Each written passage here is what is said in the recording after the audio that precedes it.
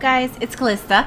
Today I am super excited to be able to talk to you guys about a new game called NTales Child of Destiny.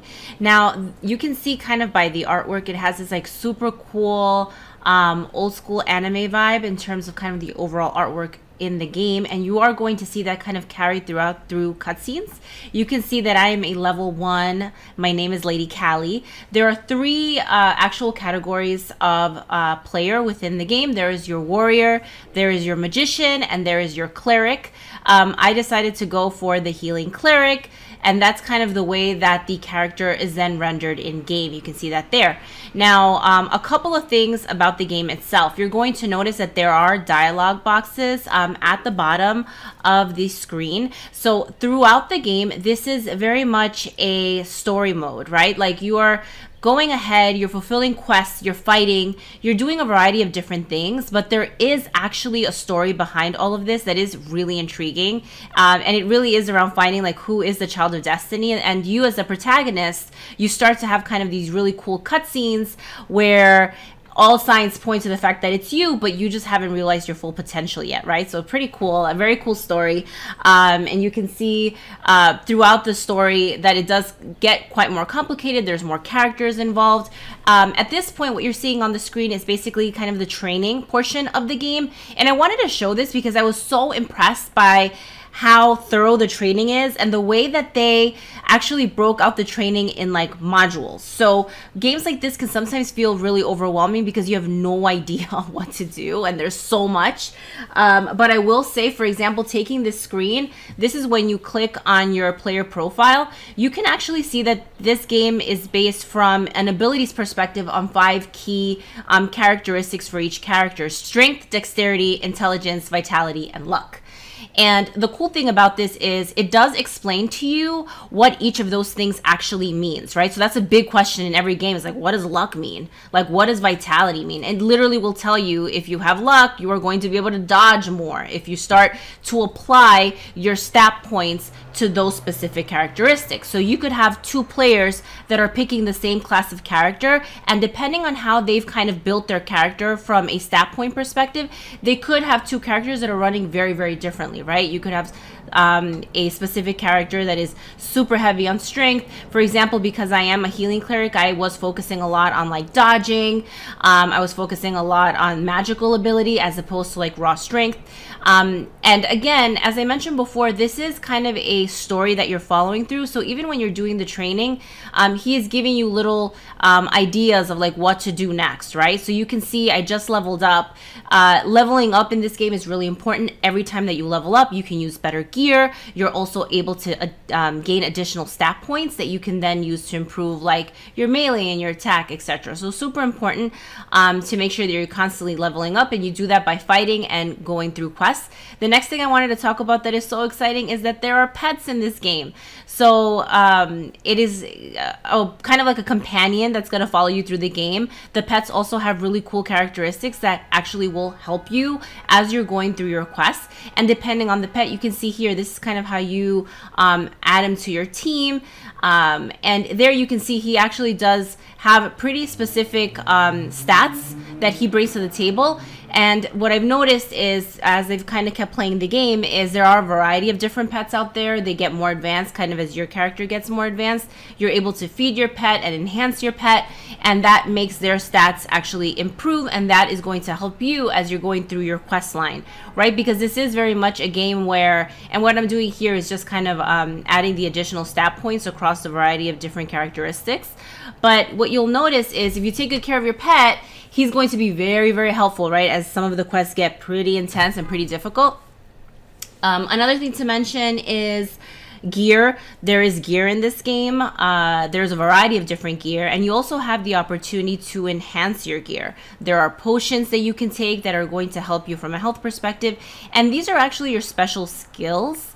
And you can see that as you improve in level, you are able to unlock additional special skills. So when we get to the battle screen, I'll be able to show you, like if you look at the bottom right and you see those circles, those are additional battle skills that you can have beyond your kind of typical just you know, slicing and dicing. So if you click on that button that has kind of the two swords crossing, that's kind of just like your typical attack. There is a way that you can actually set it up to auto attack, which I found really helpful, because you can basically set it up as auto attack and your character is going to go ahead and find kind of the next enemy, attack them. What it won't do is necessarily trigger your special skills. So you can kind of click auto attack and not worry about having to button mash on your, you know, whatever your device is, and instead just focus on kind of using your special skills.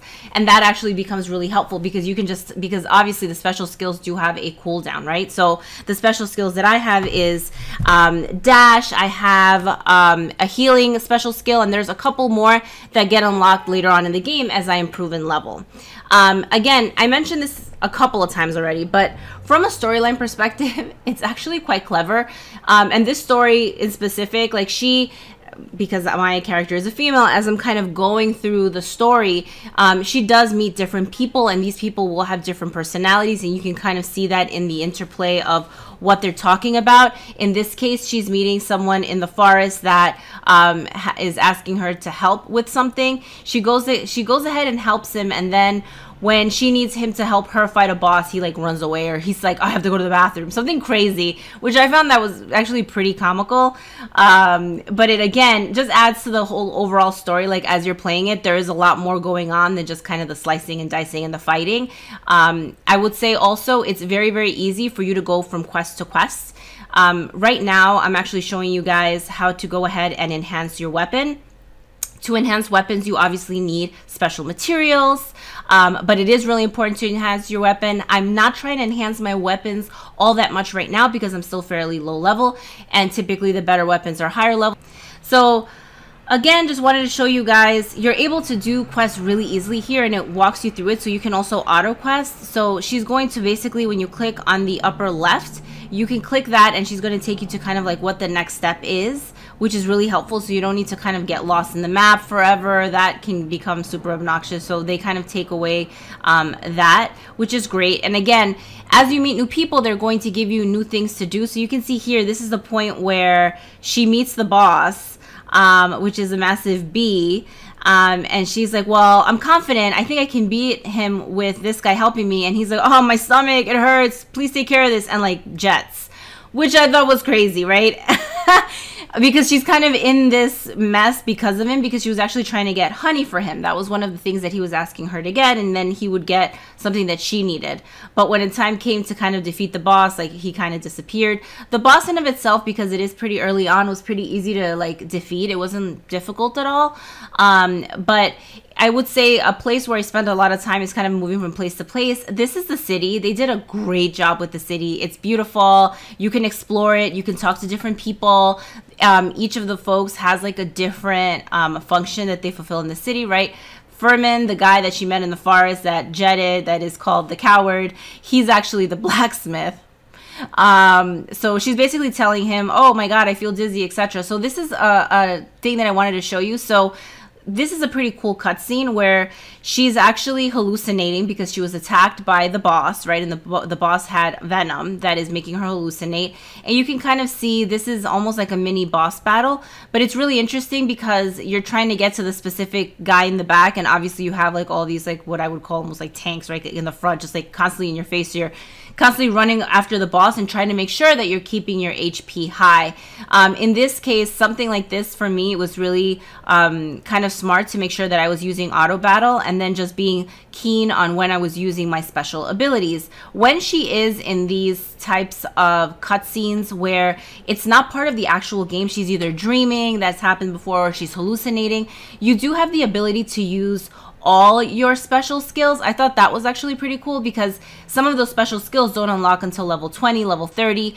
But when she is in these kind of dream sequences, you are able to use them and kind of see what they do and how they work, which I thought was pretty cool. Now, I would also say graphics wise, it runs really well. It's a really engaging story. There's a lot going on. Like, as you can see, you need to focus on your hero. You need to focus on your pet. There's also the fact that there are guilds in this game that you unlock at a certain point.